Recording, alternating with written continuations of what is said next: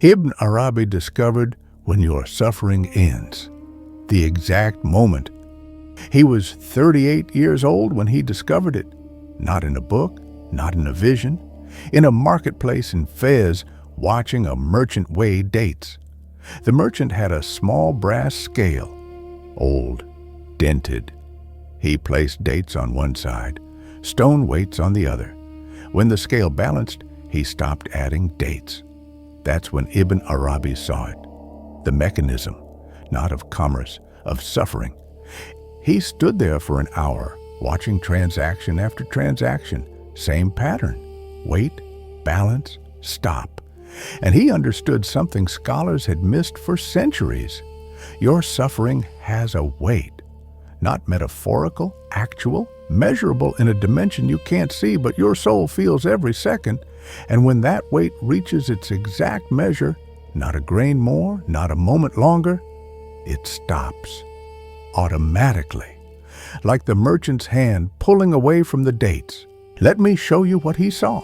Most people think suffering is random, that pain comes and goes like weather, that some people suffer more because life is unfair or because Allah has favorites. Ibn Arabi said no. There is a law. He called it Al-Qadr al-Mahdud, the measured decree. Every soul, before it enters this world, is assigned a precise portion of difficulty.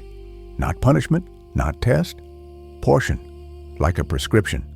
This much grief, this much confusion, this much physical pain, this much waiting, measured to the molecule.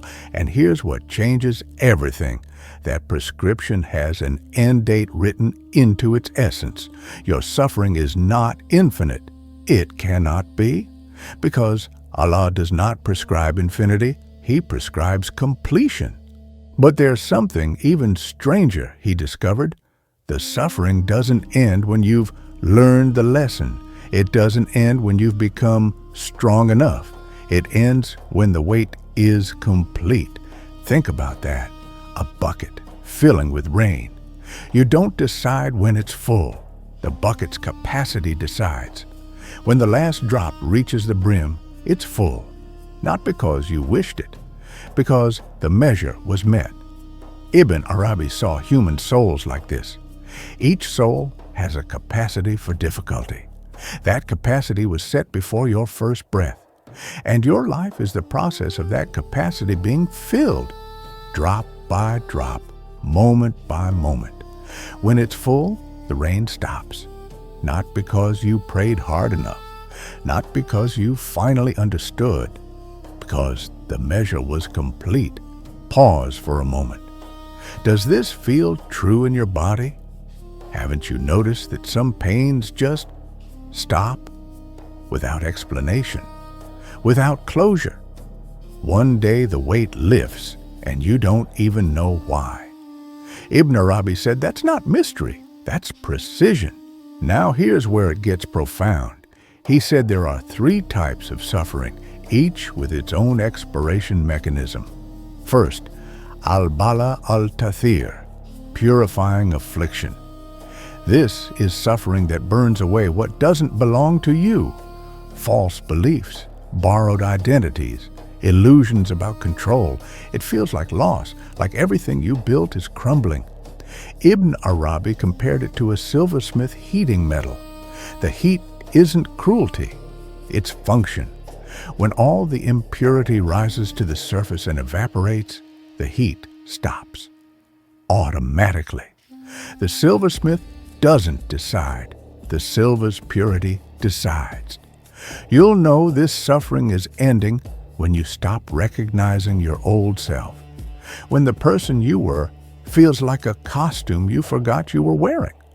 Second, al-bala al-rifa, elevating affliction. This is suffering that lifts your station in the unseen world. Ibn Arabi said some souls are destined for high nearness to Allah, but nearness requires capacity, and capacity is built through endurance, like a mountain climber's lungs adapting to thin air. The difficulty isn't random, it's training, expanding your chest to hold what's coming. This type of suffering ends the moment your inner capacity matches your destined station, not a second longer. You'll recognize this ending by a strange symptom. Suddenly, what once crushed you feels light. Not because the situation changed, because you grew dimensions you didn't have before. Third, al-bala al-kashf, revealing affliction. This is suffering that shows you what was always true but hidden. It strips away distraction, forces you to see what you've been avoiding, about yourself, about others, about the nature of this world. Ibn Arabi said, this is the shortest type of suffering, but the most intense.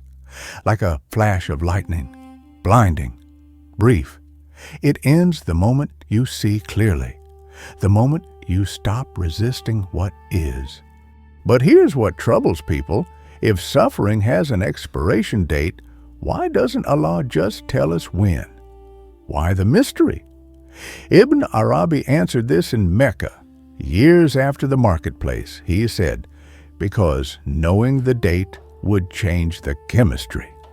Imagine you're carrying a heavy bag up a mountain. If someone tells you just 50 more steps, you can endure anything for 50 steps. But what if they tell you maybe 50, maybe 5,000? You'd collapse mentally before your body gave out. Now imagine the opposite. They tell you exactly 3,427 steps. You'd spend the entire climb counting, anticipating, negotiating. Why not 3,426? Why not 3,400? The climb would become torture. But what if you didn't know? Then every step is just a step. No timeline, no countdown, just movement. Ibn Arabi said, this is mercy. Not knowing when protects you from the tyranny of time. It keeps you present, in this moment, this breath. Because the moment you start calculating when your pain will end, you stop living. You start waiting, and waiting is its own suffering. There's a story that reveals this teaching perfectly. In Konya, a woman came to Ibn Arabi's student, Sadruddin Kunawi. She'd lost her son 3 years earlier. Every day, same grief, same weight. She asked, when will this end? Kunawi said, it already has. She looked at him like he'd gone mad. He explained, your son's death ended 3 years ago. That grief, the grief of the actual loss, lasted maybe 3 days, maybe a week. That grief had an expiration date and it passed. What you're carrying now is not that grief. It's the decision to keep carrying it. Every morning you wake up and pick up yesterday's grief. You carry it through the day. At night, you set it down. And the next morning, you pick it up again. The original grief expired. What hasn't expired is your loyalty to it. The woman sat in silence. Then she asked, how do I stop picking it up? Kunawi said, you notice the exact moment your hand reaches for it, and you pause. Just pause. Don't fight it. Don't affirm it. Just notice the reaching, the habit, the hand moving automatically toward the familiar weight. When you see that clearly, the hand stops by itself. This is the secret Ibn Arabi kept returning to. Suffering has an expiration date, but we extend it, not consciously, not maliciously, through habit, through identity, through the strange comfort of familiar pain. He said, some people become so identified with their suffering that when it expires, they renew the subscription. Without realizing, they wake up and ask, where's my anxiety? Where's my grief? And if they don't feel it, they go looking for it. Like a smoker reaching for a cigarette that isn't there.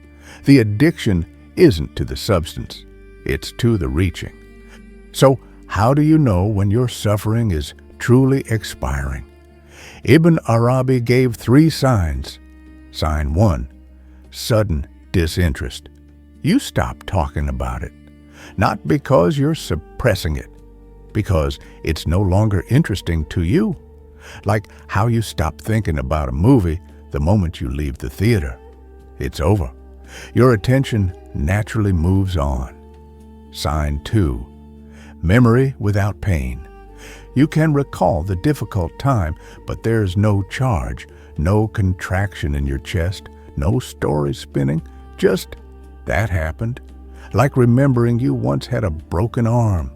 Factual, distant, healed. Sign 3. Unexpected lightness. You wake up one morning and realize you forgot to be sad. You were so busy being alive, you didn't remember to suffer. And instead of guilt, you feel relief.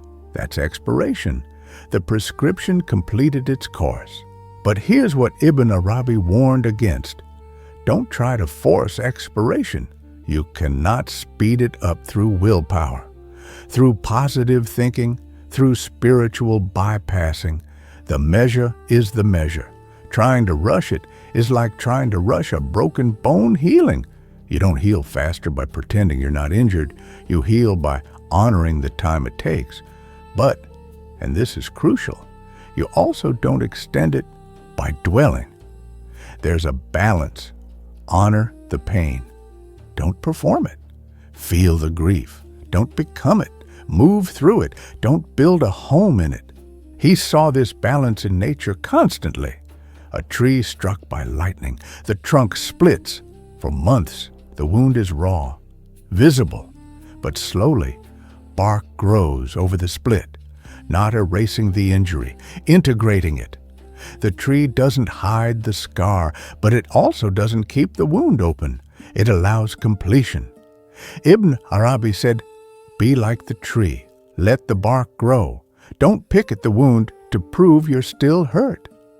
There's one more layer to this teaching, the deepest one. Ibn Arabi said, "The moment your suffering expires is the moment you realize it was never yours to begin with." What does that mean? He explained it like this. Imagine you're holding a coat, heavy coat, soaking wet.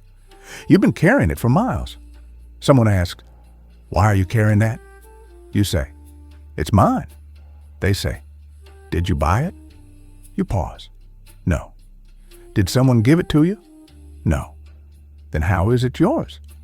You realize you picked it up somewhere. Maybe someone dropped it. Maybe you found it on a bench, and you've been carrying it ever since, calling it yours. Ibn Arabi said suffering is like that coat. At some point, you picked it up. It felt heavy, significant, so you claimed it. My grief, my trauma, my pain. But it was never yours. It was just passing through. And the moment you see that clearly, that you've been carrying something that doesn't belong to you, your hand opens, not through effort, through recognition. The coat falls, and you realize it expired the moment you stopped claiming ownership. So when does your suffering end? Ibn Arabi's answer, when the measure is complete, when the purification is done, when the elevation is reached, when the revelation is seen, when you stop renewing the subscription, when you stop picking up yesterday's pain, when you realize the coat was never yours. Maybe that moment is today, maybe it's tomorrow, maybe it already passed, and you're just now noticing the lightness. But here's what's certain, it has an expiration date, written into its essence, measured to the molecule, not infinite, never infinite. And when it expires, you won't have to force anything. You'll just notice one morning. The weight is gone, and you'll wonder why you ever thought it was permanent.